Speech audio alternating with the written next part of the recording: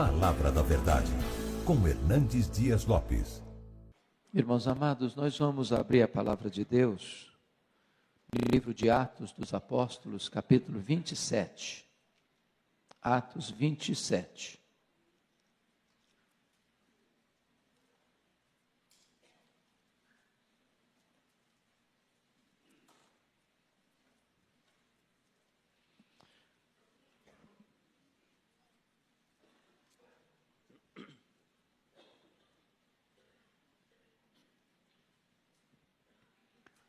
Nós vamos começar a leitura a partir do verso 9.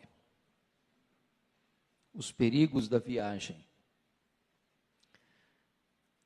Depois de muito tempo, tendo se tornado a navegação perigosa e já passado o tempo do dia do jejum, admoestava-os Paulo, dizendo-lhes: Senhores, vejo que a viagem vai ser trabalhosa, com dano e muito prejuízo, não só da carga e do navio, mas também da nossa vida. Mas o centurião dava mais crédito ao piloto e ao mestre do navio do que o que Paulo dizia. Não sendo o porto próprio para invernar, a maioria deles era de opinião que partissem dali para ver se podiam chegar a Fenícia e aí passar o inverno, visto ser um porto de Creta, o qual olhava para o norte e para o sudeste. Soprando brandamente o vento sul, e pensando eles ter alcançado o que desejavam, levantaram âncora e foram costeando mais de perto a ilha de Creta. Entretanto, não muito depois, desencadeou-se do lado da ilha um tufão de vento chamado Euroaquilão. E sendo o navio arrastado com violência, sem poder resistir ao vento, cessamos a manobra e nos fomos deixando levar. Passando sob a proteção de uma ilhota chamada Cauda, a custo conseguimos recolher o bote. E levantando-se este, usaram de todos os meios para cingir o navio. E temendo que dessem na Sirte, arriaram os aparelhos e foram ao léu.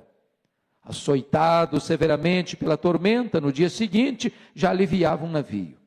E ao terceiro dia, nós mesmos, com as próprias mãos, lançamos ao mar a armação do navio. E não aparecendo, havia já alguns dias, nem sol, nem estrelas, caindo sobre nós grande tempestade, dissipou-se, afinal, toda a esperança de salvamento. Havendo todos estado muito tempo sem comer, Paulo, pondo-se em pé no meio deles, disse: Senhores, na verdade era preciso terem me atendido e não partir de Creta, para evitar este dano e perda. Mas já agora vos aconselho bom ânimo, porque nenhuma vida se perderá de entre vós, mas somente o navio. Porque esta mesma noite, um anjo de Deus, de quem eu sou e a quem eu sirvo, esteve comigo dizendo: Paulo, não temas. É preciso que compareças perante César. E eis que Deus, por sua graça, te deu todos quantos navegam contigo. Portanto, senhores, tende bom ânimo, pois eu confio em Deus, que sucederá do modo por que me foi dito. Porém, é necessário que vamos dar a uma ilha.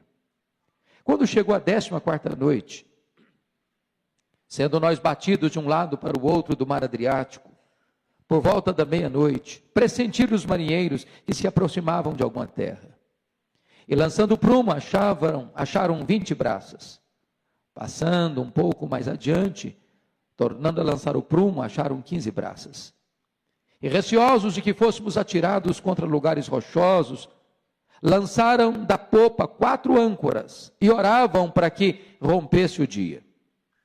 Procurando os marinheiros fugir do navio e tendo arriado o bote no mar, a pretexto de que estavam para largar âncoras da proa, disse Paulo ao centurião e aos soldados: Se estes não permanecerem a bordo, vós não podereis salvar-vos.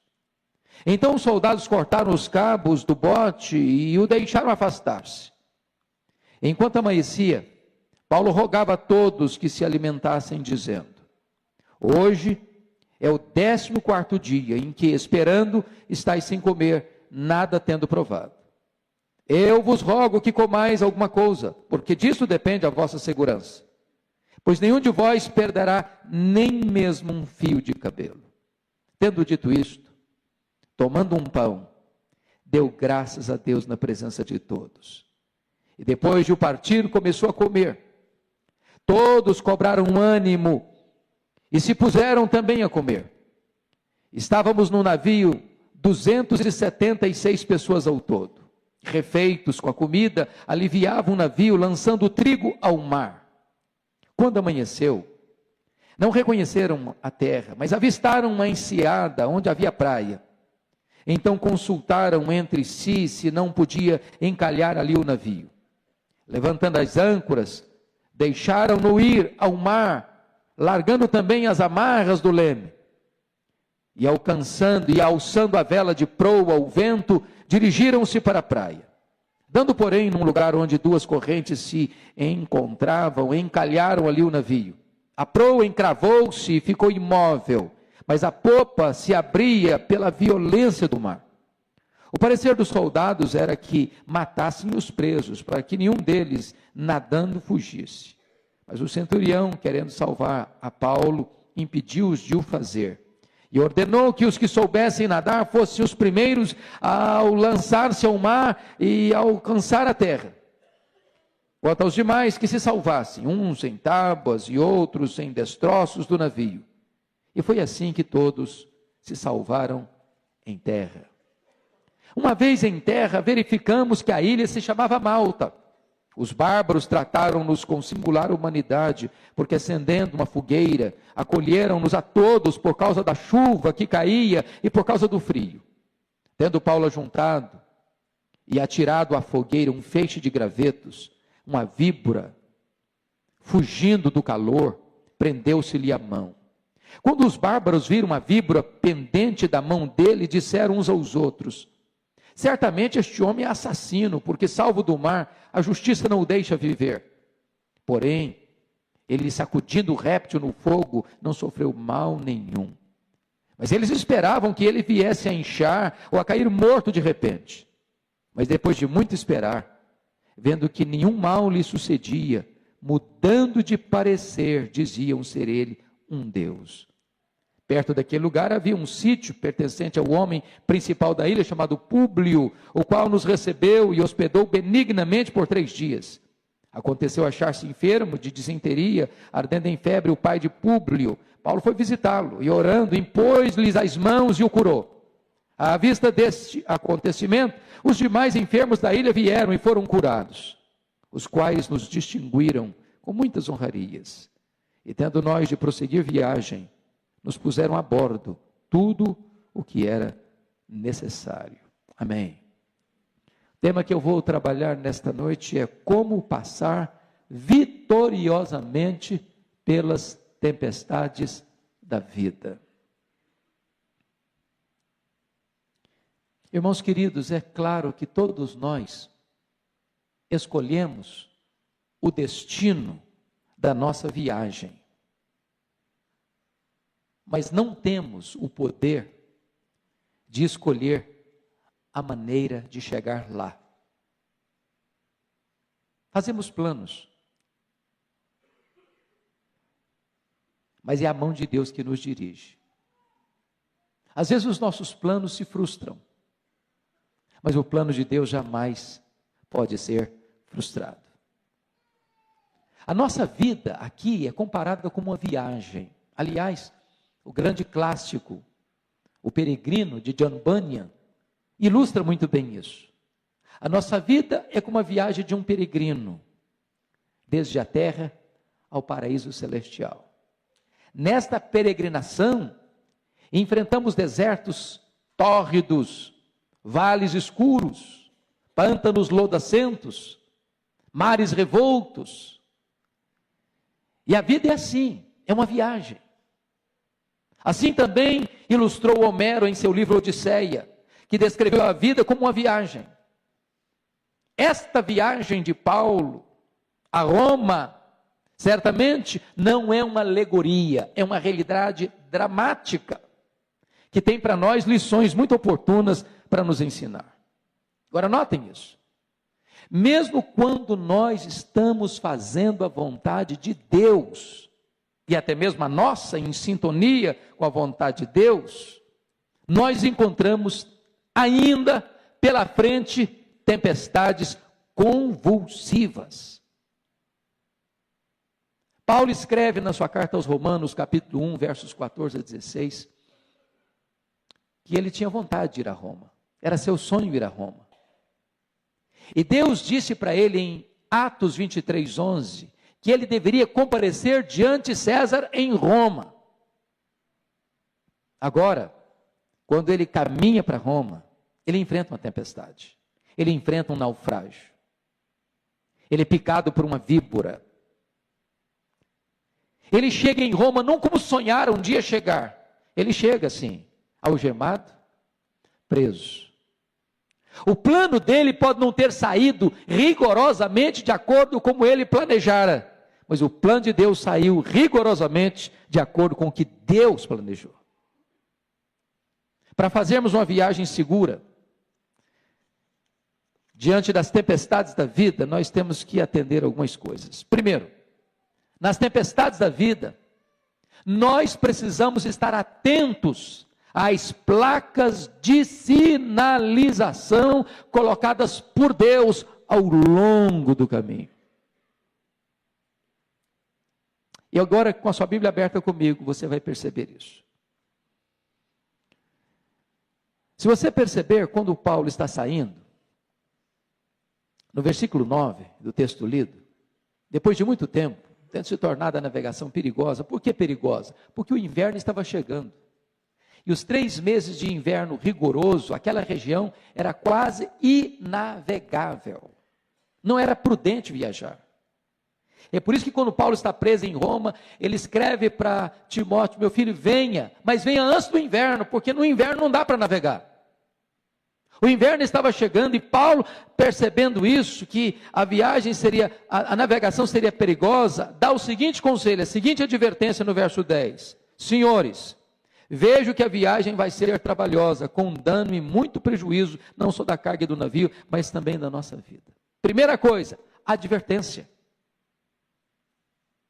Aquele comandante não deveria ter zarpado, não deveria ter começado a viagem.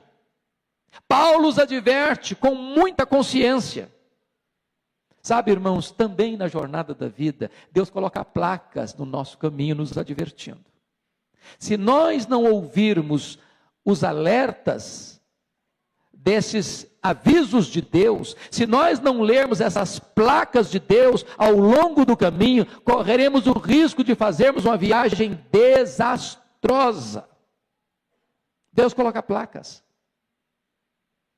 Por exemplo, você nem pode imaginar o que é fazer uma viagem de carro sem obedecer às placas, sem observar as placas.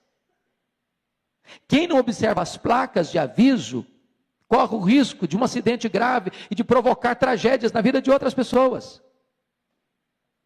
Deus coloca placas. Por exemplo, quando um adolescente chega em casa às 3 horas da madrugada, isso é uma placa. Isso é um aviso, isso é um sinal.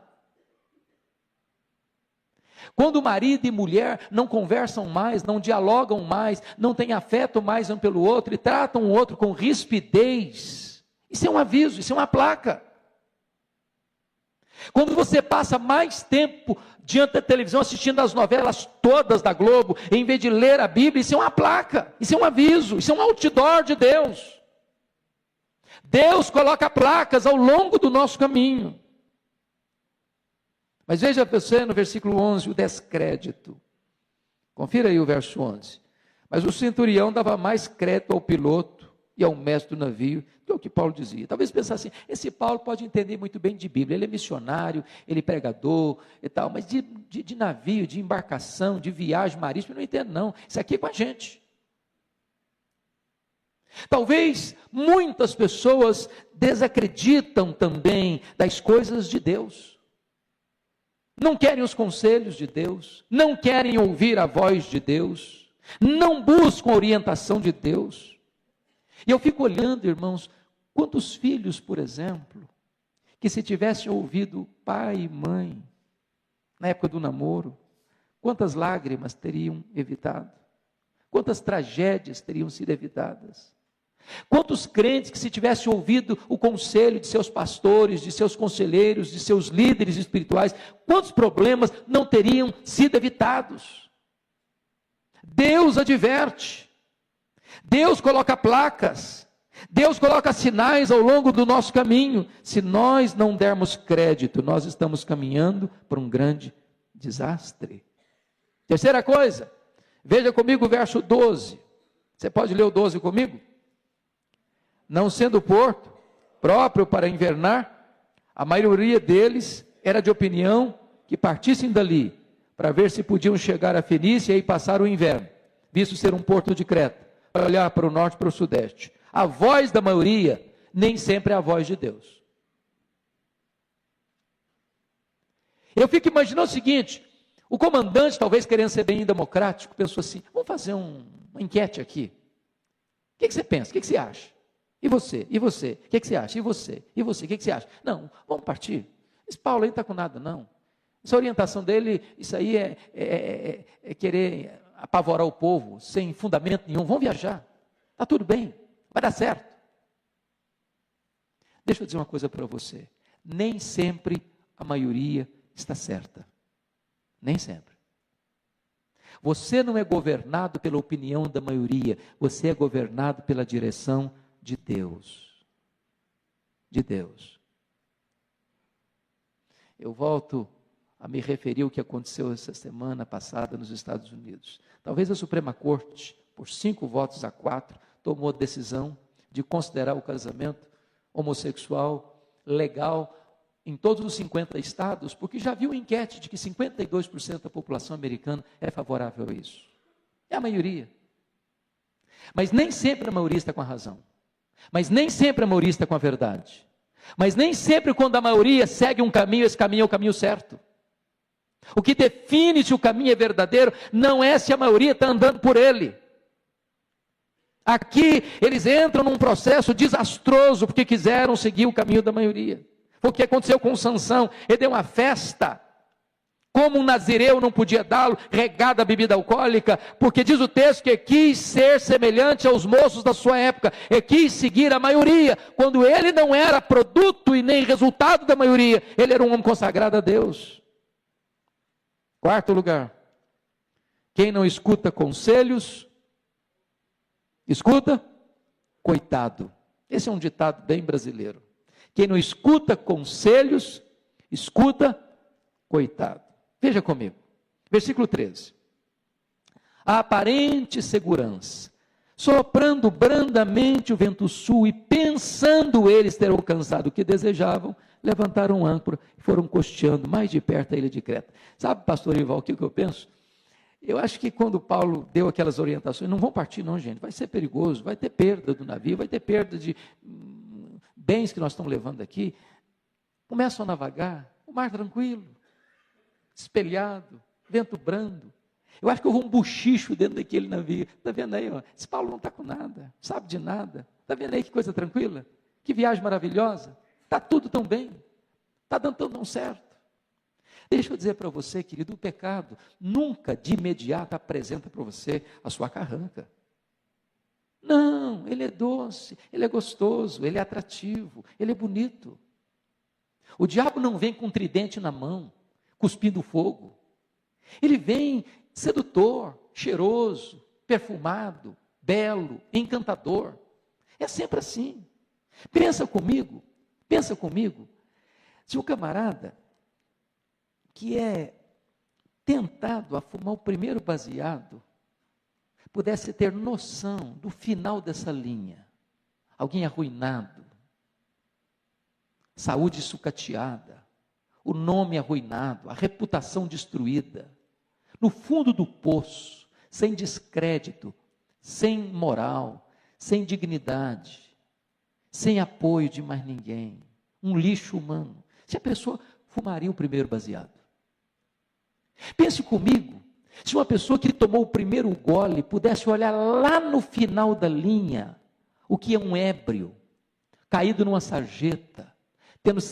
tirado de lá pelo pai, pela mãe, pelo marido, pela esposa, pelos filhos, a vergonha, o opróbrio, a miséria, a desgraça, você tomaria o primeiro gole. Imagine comigo uma pessoa que é chamada para a sedução de um caso amoroso. Se ele soubesse quantas desgraças isso traria para a vida dele, para a casa dele, para a descendência dele, se ele cederia àquela sedução. Aparentemente está tudo bem, a viagem está boa, está tendo até sucesso o que eu estou fazendo, vai dar tudo certo, eu vou escapar. Veja o 14 comigo. O perigo. Entretanto, não muito depois, desencadeou-se do lado da ilha um tufão de vento chamado Eroquilão. Veja você que a coisa muda de uma hora para outra. Transtorna de uma hora para outra. A crise chega sem mandar telegrama. O problema se estabelece sem mandar aviso prévio. Transtorna tudo. Vira tudo de ponta cabeça. De repente aquilo que estava tão calmo, tão tranquilo, tão seguro, tão sob controle, já não tem mais controle nenhum. A fase seguinte é a impotência. Olha o verso 15. Sendo o navio arrastado com violência, sem poder resistir ao vento, cessamos a manobra e nos fomos deixando levar. Perdi o controle. Não adianta você estar com a mão no leme mais. Você quer ir para a direita, você está indo para a esquerda. Você quer ir para a esquerda, você está indo para a direita. Você quer ir para frente, você está indo para trás. Você está dando marcha ré. As coisas fugiram da sua mão. Você não está mais no controle. Quando nós não observamos as placas de Deus no nosso caminho, chega um ponto em que nós perdemos o controle da situação. E aí, a fase seguinte é o prejuízo. É o prejuízo. Olha os versos 18 e 19 comigo. Açoitado severamente pela tormenta, no dia seguinte já aliviava o navio. E ao terceiro dia, nós mesmos, com as próprias mãos, lançamos ao mar a armação do navio. O pecado é sempre assim. Ele subtrai. Ele causa prejuízo. Eu costumo dizer 3 frases que eu aprendi e me marcam muito. O pecado é uma fraude. É um engodo. Ele vai levar você mais longe do que você gostaria de ir. Ele vai reter você mais tempo que você gostaria de ficar. Ele vai custar para você mais caro do que você gostaria de pagar. Leia as placas. Leia as placas. Mas o final da linha qual é? O desespero total. Olha o verso 20. Pode ler o verso 20 comigo? E não, aparecendo, havia já alguns dias, nem sol, nem estrelas, caindo sobre nós grande tempestade, dissipou-se afinal toda a esperança de salvamento. Fundo do poço, fim da linha, não tem mais esperança. Quando você não lê as placas de Deus ao longo do caminho, as tragédias vão acontecendo, um abismo chama outro abismo, chega ao ponto, você perde a esperança. Não tem mais saída, não tem mais solução. Sabem por quê? Porque lá atrás, você devia ter seguido as placas, você devia ter olhado os sinais de Deus, e você os ignorou, e agora está colhendo as inevitáveis consequências da negligência e da desobediência. Mas é um segundo ponto que eu quero tratar com você. Nas tempestades da vida, precisamos olhar para Deus e não para as circunstâncias e nos levantarmos como encorajadores. Primeiro, na tempestade, encoraje as pessoas e encaminhe as pessoas para a vida. Veja o verso 21 e 22 comigo, vamos juntos? Havendo todos estado muito tempo sem comer, Paulo, pondo-se em pé no meio deles, disse: Senhores, na verdade era preciso terem me atendido e não partir de Creta para evitar este dano e perda. Mas já agora vos aconselho, bom ânimo, porque nenhuma vida se perderá de entre vós, mas somente o navio. Paulo poderia ter tomado a seguinte posição: eu avisei, não avisei? Agora aguente. Agora se virem. Agora morram.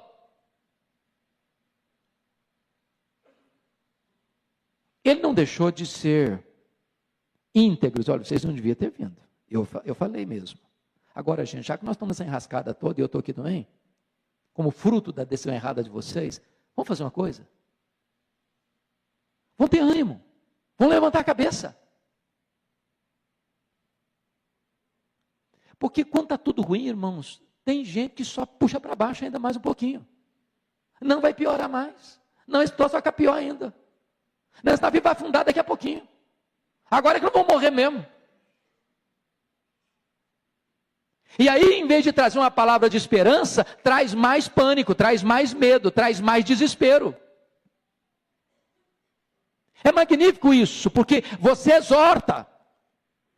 Mas chega uma hora em que não adianta você botar mais peso nas costas das pessoas, não adianta botar mais drama na cabeça das pessoas. É hora de você dizer, tem saída, tem solução, vamos esperar em Deus, vamos olhar para cima, vamos olhar para o céu, Deus vai abrir uma porta para nós, Deus vai nos dar uma saída e uma solução, tenha um bom ânimo. O mundo está cheio de pessimistas, irmãos. Gente que aposta que vai dar errado.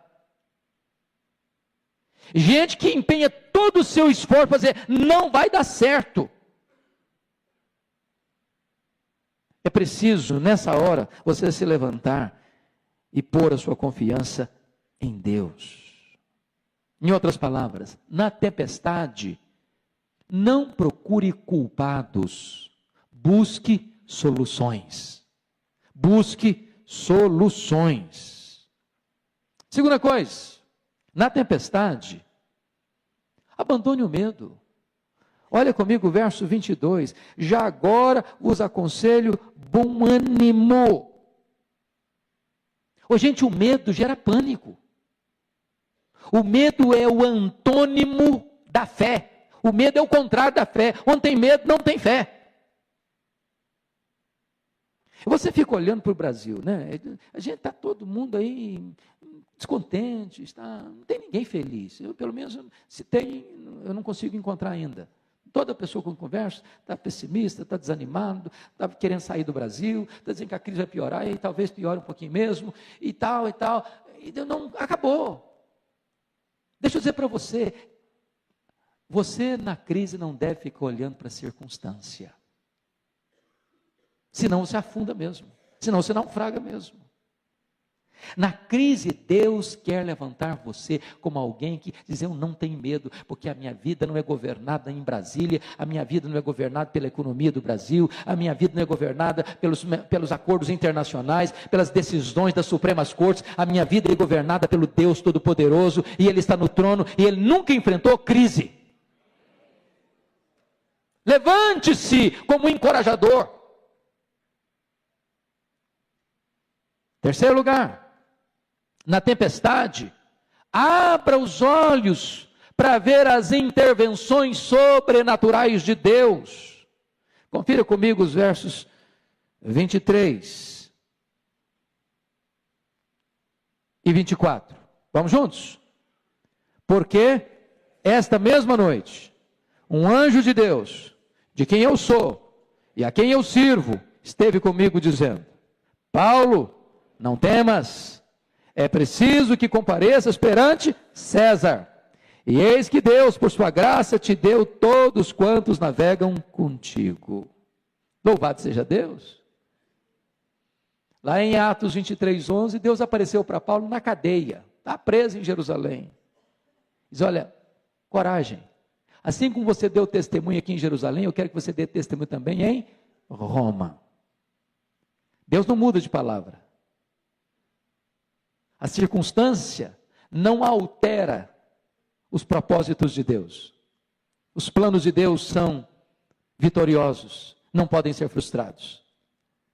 E agora, quando todos os recursos da terra se esgotaram, agora quando todos estavam sem qualquer esperança de salvamento, quando o homem chegou ao fundo do poço, ao fim da linha, e não havia nenhuma possibilidade humana de salvamento, Deus veio e manifestou-se, revelando-se a Paulo por meio de um anjo, dizendo, calma, o meu plano não foi mudado.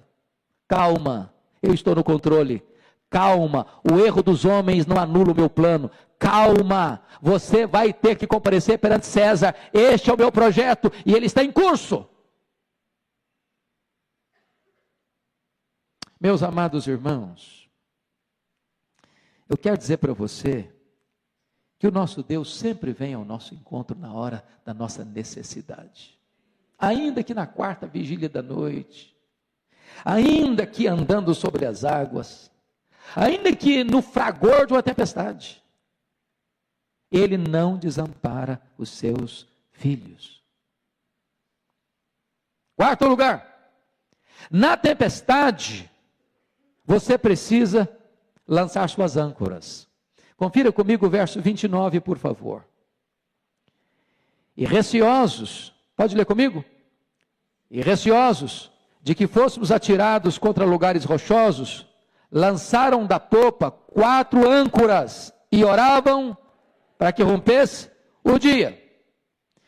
Oh, amados, as âncoras são lançadas para dar firmeza, estabilidade. E eu gostaria, sem querer espiritualizar e romantizar o texto, que as âncoras aqui eram âncoras mesmo. Mas nós precisamos de algumas âncoras também. Eu não estou falando que nós estamos no meio do mar, nós estamos aqui, num templo seguro, andando sobre a terra. Mas nós podemos pensar em âncoras espirituais. Quais são essas âncoras que aparecem no texto? Primeira coisa que eu acho é a âncora da fé. Veja o verso 25 comigo. Vamos juntos? Portanto, senhores, tende bom ânimo, pois eu confio em Deus, que sucederá do modo porque me foi dito. Sabe o que é fé? É você confiar que o que Deus falou, Ele vai cumprir. Fé. Fé significa, eu não estou sentindo, eu não estou vendo, a circunstância diz o contrário, mas eu confio que Deus está no controle. Isso é fé, porque Ele falou e eu creio que o que Ele falou é a verdade. Isso significa o seguinte, meu amado, o último capítulo da sua vida ainda não está escrito. Na mente de Deus está, na sua percepção ainda não. Há um tempo atrás, uma querida irmã, uma amiga pessoal, conhecida por muitos aqui, doutora Edmei Williams, é uma pregadora que tem abençoado muitas igrejas, muitas pessoas ao redor do mundo, que tem um trabalho social muito importante no Morro Santa Marta, no Rio de Janeiro. E ela tem um trabalho social lá e atende muitas crianças carentes. E ela tinha um barracão lá em cima do morro, onde ela abrigava as crianças. E um dia ela foi acordada de madrugada, porque houve uma grande tempestade no Rio de Janeiro. E o único barraco que caiu no morro foi o barraco que abrigava aquelas crianças de uma missão evangélica cuidada por Edmei Williams. E a imprensa estava lá, e os curiosos estavam lá, e ela foi pressionada por todo lado. Mas cadê seu Deus? Por que o seu Deus não impediu que esse barraco caísse? O único barraco que caiu aqui foi o seu. Se Deus existe, por que permitiu isso? Por que Deus não socorreu você? E ela foi sendo imprensada. Como lá no Salmo 42, o teu Deus, onde está? Você não acredita em Deus? Ele não é fiel a você? Ele não é protetor? Por que você passa por luta? Por que você fica doente? Porque você perde o emprego? Porque você passa crise na sua vida? Porque você enfrenta problema na sua família? Cadê o teu Deus? E a Edmé ficou imprensada. Num dado momento, Deus deu paz ao coração dela. E ela disse o seguinte: sabe por que Deus derrubou esse barraco de tábua? Que Deus não quer mais um barraco de tábua aqui. Deus quer aqui um edifício de 3 andares, de concreto, firme, sólido. E é o que vai acontecer aqui. E eles construíram um edifício de 3 andares, de concreto. Tem horas, sabe uma coisa? Que Deus precisa derrubar o nosso barraco para construir um edifício. Você precisa ter fé. Quando Deus derruba o barraco é porque quer construir algo mais sólido na sua vida. Segunda âncora, confira comigo. A âncora da adoração. Olha o verso 35, irmãos. Tendo dito isto, tomando um pão, deu graças a Deus na presença de todos. E depois de o partir, começou a comer. Ora, você, num jantar de família, num almoço de família, cercado de pessoas queridas, num ambiente agradável, se tiver calor, você liga o ar-condicionado, se tiver frio, você bota uma roupa bem quentinha, e põe lá um jantar bem gostoso, e aí você, Senhor, agora vamos dar graça, aí você dá graças e tal. Eu estou falando num ambiente que tem 14 dias, eles não comem, estão tomados de medo, de pânico, de pavor, a morte mostrando para eles arranca toda hora, nós vamos morrer, nós vamos morrer, nós vamos morrer, nós vamos morrer, não tem chance, não tem jeito, não tem saída para nós estamos encurralados pela morte, não tem saída para nós, o problema é grande, o problema é grave, não tem saída, não tem jeito.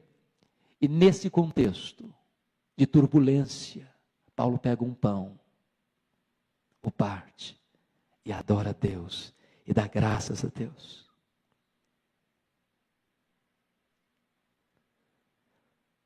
Coloque a âncora da adoração, das ações de graças, não quando o problema já foi embora, mas pela fé, dê graças a Deus, sabendo que mesmo na tempestade, Deus continua no controle da situação. Eu fico pensando, pastor Ival, no Abraão. Abraão tinha 100 anos de idade. 100 anos de idade. Empurrando um carrinho de bebê, quando não havia bebê. Quando a mulher dele tinha 90 anos, ainda era estéril. Mas não tem mais jeito. E eu imagino, quando alguém perguntava, e aí, ancião, e o seu nome aí? Meu nome é pai de uma numerosa multidão. Cara, legal. E quantos filhos? Não tem ainda não, estou esperando. Tadinho do velho, ficou gagá.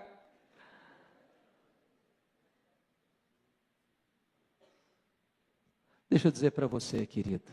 Abraão creu contra a esperança, diz a Bíblia. E se fortaleceu. Adore a Deus na crise. Dê graças a Deus na escassez. Dê graças a Deus diante dos perigos da vida. Não por causa dos perigos, mas porque o seu Deus está no controle dos perigos. Terceira âncora. A âncora da oração. Olha o verso 29 comigo. Você pode ler o 29? Vamos juntos. E receosos de que fôssemos atirados contra lugares rochosos, lançaram da popa 4 âncoras e oravam para que rompesse o dia. Eu nunca vi nenhuma oração mais óbvia do que essa. Nunca. Sabe por quê?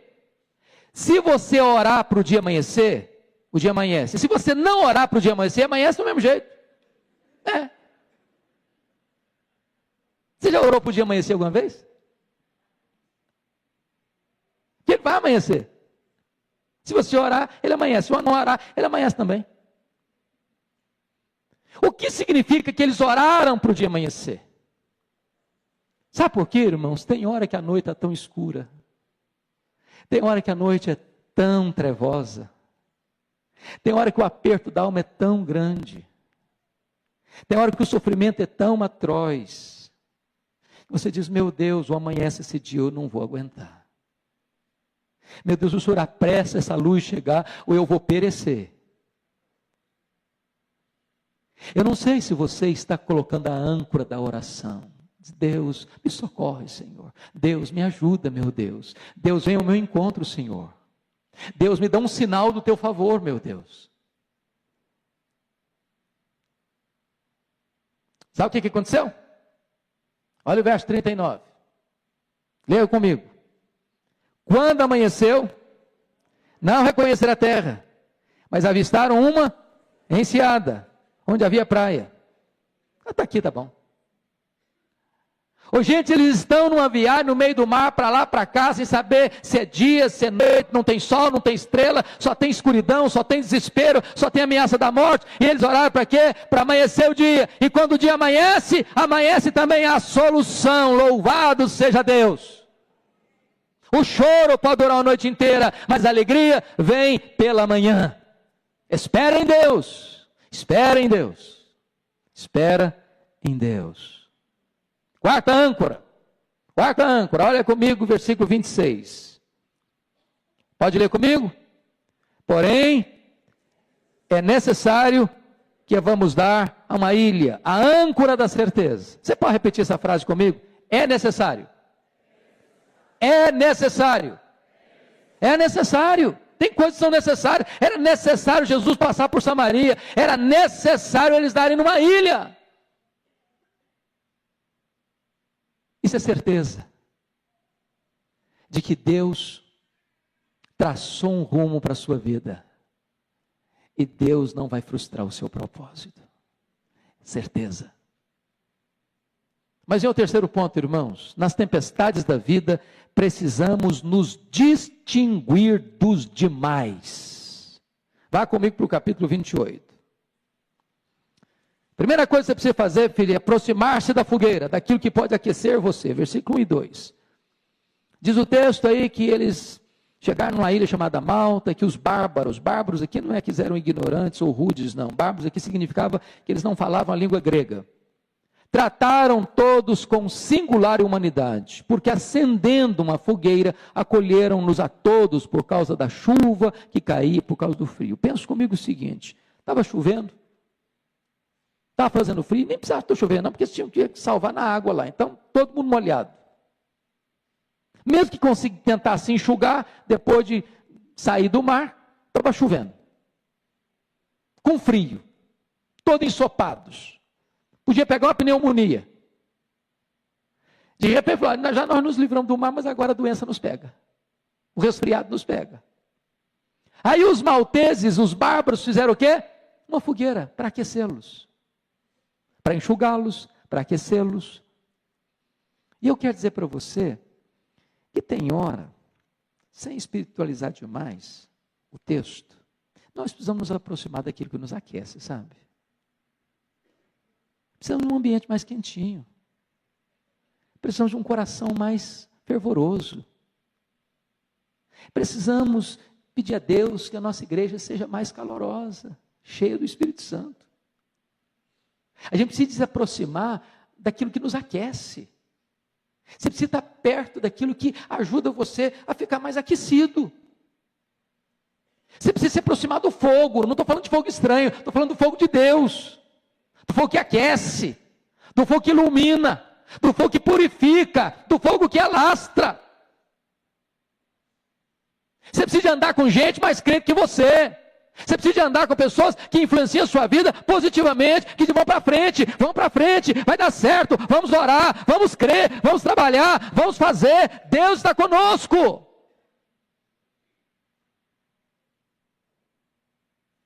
Segunda coisa, irmão,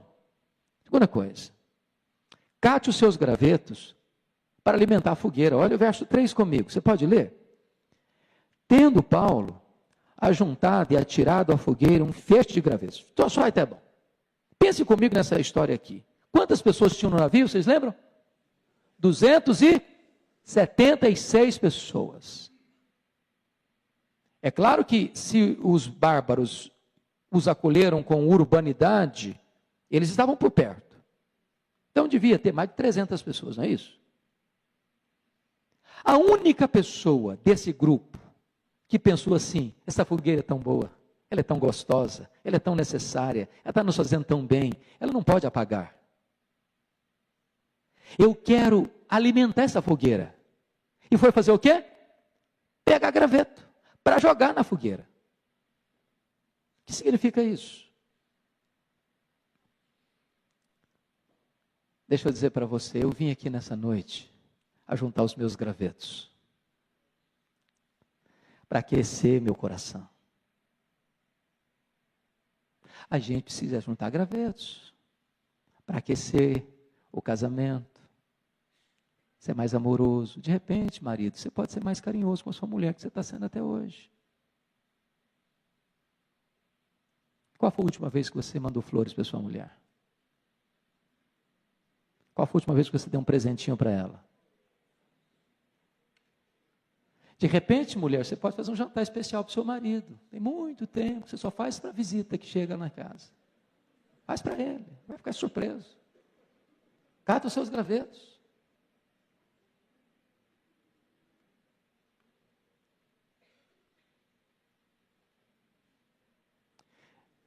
Catar os gravetos, sabe o que significa? Faça investimento. Faça um investimento. Eu estava lendo um fato muito interessante de um engenheiro. Estava desempregado. E ele leu no jornal que tinha uma empresa, grande empresa da cidade, que tinha uma vaga para engenheiro. E ele botou o seu melhor terno, sua pasta mais bonita, botou o seu currículo, e não era um currículo meia boca como o Rival alertou nós agora há pouco, currículo bom, robusto, se dirigiu à empresa. Eu sou engenheiro, li que tem uma vaga aqui para engenheiro, eu gostaria de pleitear essa vaga. Aí a pessoa que o atendeu com muita cortesia e disse, olha, infelizmente a vaga foi preenchida hoje de manhã, não tem mais, agora só tem vaga aqui para motorista. Aí o engenheiro, frustrado, cabisbaixo, saiu, se dirigindo lá, um pátio onde estava estacionado seu carro. De repente, quer saber de uma coisa? Eu sou motorista, estou desempregado. Voltou, disse, olha, eu sou motorista, aqui está a minha carteira, eu gostaria de pleitear a vaga de motorista. O gerente da empresa escutou lá do escritório dele. Vem cá, é de gente desse jeito que eu preciso da minha empresa aqui. Gente que topa tudo. Gente que esteja pronta a começar de baixo. Você está contratado. Esse homem se transformou na pessoa do mais alto escalão daquela empresa. Sabe por quê? Porque teve disposição de catar os seus gravetos. Começa de baixo. Começa pequeno. Comece sem muita pretensão. Cate os seus gravetos. Invista. Mantenha esse fogo aceso. Ninguém começa subindo uma escada do 10º degrau. Começa no 1º degrau. 3º lugar. As víboras estão soltas. Cuidado com elas. Olha o verso 3. Quando ele jogou aquele feixe de gravetos, diz o verso 3, uma víbora, fugindo do calor, prendeu-se-lhe a mão. E diz o texto que quando os bárbaros viram aquela víbora presa na mão do Paulo, gritaram logo, é um assassino, tem se livrado do mar, a justiça não o deixa viver. Deixa eu dizer uma coisa para você. Sabe o que os bárbaros fizeram aqui? Talvez até sem saber, remexeram no passado de Paulo. Ele tinha sido um assassino mesmo. Ele exterminou muita gente em Jerusalém. Cuidado com as víboras, porque as víboras, quando atacam você, as pessoas são tentadas a revirar seu passado. A relembrar você coisas que você fez lá atrás, mas que pela graça de Deus, o sangue do Cordeiro já limpou, já lavou, você não deve mais nada, você já está justificado, já está perdoado, já não tem mácula nem mancha para você mais diante do trono do Deus Todo-Poderoso.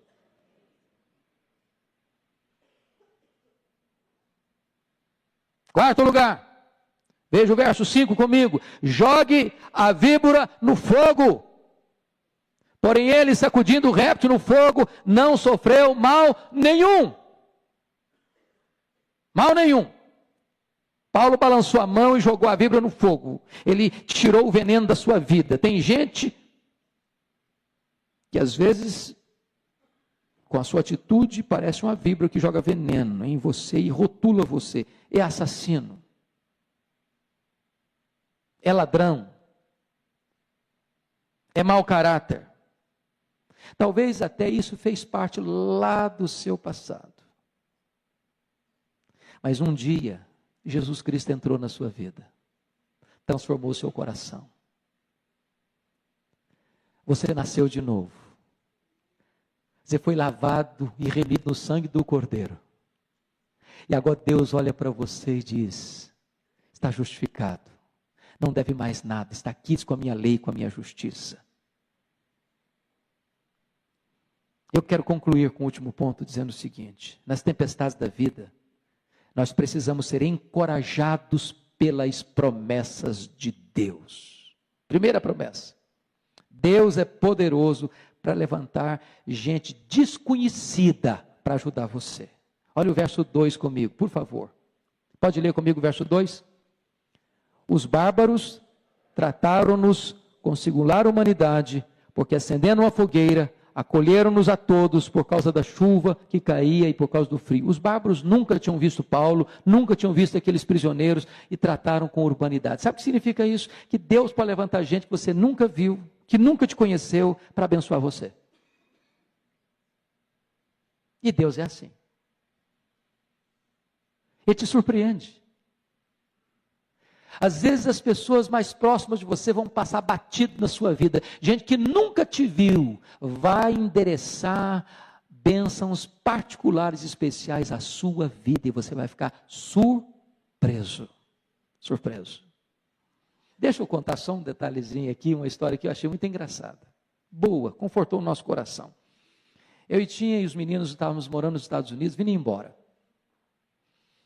E nós tínhamos comprado um carro velho lá, e na hora de voltar tinha que vender o carro. E o missionário que morava do meu lado, que era colombiano, disse: eu preciso do seu carro, só que eu tenho que dar $1.000 a menos do que o valor dele. Eu falei: tudo bem, já que você tem que dar, eu não vou fazer nada, tem que entregar o carro. Aí passei o carro para ele. Só que nós tínhamos que voltar no dia 12 de setembro de 2001, vocês sabem o que aconteceu no dia 11 de setembro de 2001, ficamos retidos lá 4 dias, e nós só entregamos o carro no dia de vir embora. E aí a Tinha estava com um trabalho lá na escola, e nós tínhamos um presentezinho para comprar para uma pessoa querida, custava $300, mas nós estávamos com dinheirinho contado já e tal. Mas como é que vamos fazer para comprar? $300 está meio caro o negócio. Aí no último dia de entregar o carro, a Tinha vai para a escola, daqui a pouco ela me liga, falou: olha, bati o carro. Ah, meu Deus, não entreguei o carro ainda, o que eu vou fazer agora? Não tinha 300 para comprar o presente, vou ter que pagar agora não sei quanto para consertar o carro. Uma caminhonete, truque, bateu na traseira de um Toyotinha velho. A picape foi tirada no reboque. Quando eu chego, eu falei: cadê o carro batido? Não tinha nada na traseira do carro, nada. Aí pegamos o carro, levamos para casa, botamos na garagem. Nem falei para o cara que comprou o carro, porque não parecia nada mesmo não. Não tinha nada para ver. Não tinha nada para ver. Deu meia hora, a campainha toca. Chega um policial, um guarda de trânsito, um policial. O senhor é o dono desse carro? Eu falei: sim, senhor. Esse carro que bateu? Eu falei: sim, senhor. E ele pegou o computadorzinho, ao final das contas, ele falou: estou te entregando $300. Ele falou: como assim? Como o senhor está me entregando $300? Nem eu tenho obrigação de entregar para o senhor $300. É mesmo, mas como assim? Não, porque isso aí faz parte do processo. Se o carro bateu, não aconteceu nada, $300 do senhor. Eu falei: muito obrigado. Não dá para bater outra vez, não? Hoje Deus faz até você bater um carro para te ajudar. Deus é Deus. Deus é Deus. Ele levanta gente que você nunca viu para te abençoar. Segunda coisa, irmão, preste minha atenção nisso. Deus é poderoso para proteger você de todo mal. Quando aquela víbora prendeu na mão do Paulo, olha o verso 6 comigo. Paulo jogou a víbora lá no fogo, mas os bárbaros não acharam que estava resolvido o problema, não. Leia o verso 6 comigo.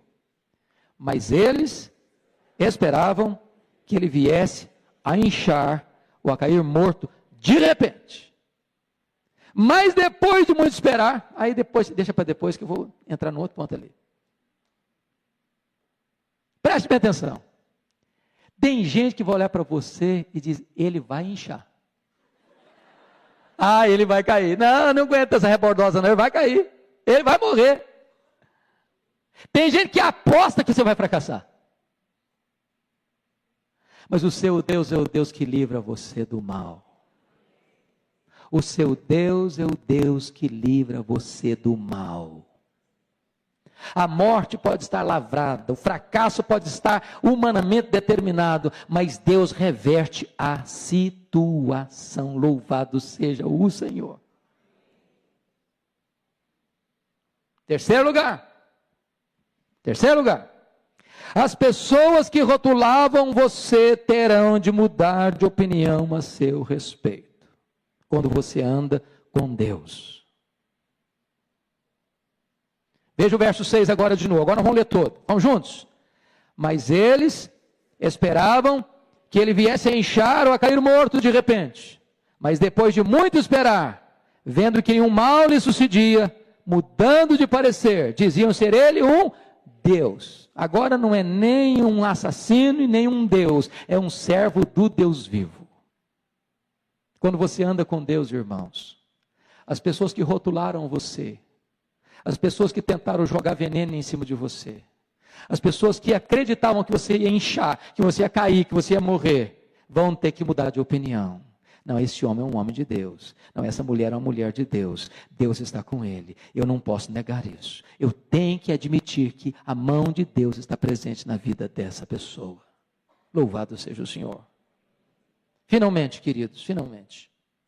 Última promessa.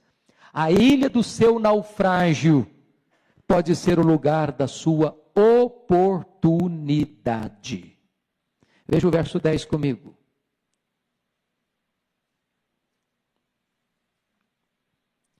Se você ler no verso de número 8, o pai do prefeito da cidade, chamado Públio, estava doente. E Paulo orou por ele, impôs as mãos sobre ele e o curou. Versículo 9. À vista deste acontecimento, os demais enfermos da ilha vieram e foram o quê? Curados. Qual o resultado? Versículo 10. Os quais, os que foram curados, fizeram o que com Paulo? Nos distinguiram com muitas honrarias. E tendo nós de prosseguir viagem, nos puseram a bordo tudo o que era necessário. Sabe de uma coisa? Não foi a tempestade, nem o naufrágio que levou Paulo à ilha de Malta. Foi a mão da providência de Deus. Era necessário que eles fossem dar nessa ilha. Porque Deus viu que tinha um homem doente lá. Tinha muita gente doente lá. E diz, eu tenho dentro desse navio aí um homem que vai impor as mãos sobre eles. E eles vão ser curados. Deus amou aqueles pagãos, Deus amou aqueles bárbaros, doentes, desiludidos, em trevas, na escuridão. Tinha dentro de um navio um homem enfrentando uma grande tempestade. Sabe o que Deus faz? Eu vou levar essa tempestade a dirigir esse navio para essa ilha. Os homens vão pensar que é acaso, os homens vão pensar que é a tempestade que levou, que foi o vendaval que levou. Mas a minha mão está dirigindo esse navio. Vai se arrebentar todo. Mas eles vão desembarcar na ilha. Para que gente que não tinha esperança possa ter esperança. Gente que estava em trevas possa ver a luz. Gente que estava doente possa ser curado. E esse mesmo Paulo, que agora tem que ir para Roma, porque Deus o queria em Roma. Você pode ir, Paulo. Nós vamos te honrar. Tudo que você precisar está aqui, Paulo. Vai com a bênção de Deus e com o nosso cuidado. Irmãos queridos, a vida é marcada por tempestades. Mas o nosso Deus faz o seu caminho na tormenta. Caminha sobre a tempestade e nos guia seguros para o porto seguro. Que Deus nos abençoe.